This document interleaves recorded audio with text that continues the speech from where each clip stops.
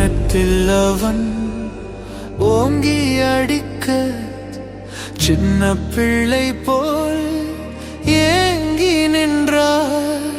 அந்த பிலாத்தும் கையை கழுவி ஆண்டவரை அனுப்புகின்றார்.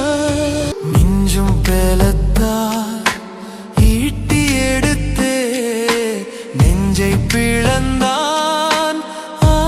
கொடுமை இரத்தமும் நீரும் ஓடி வருதே இரட்சகரை நோக்கியே பார்.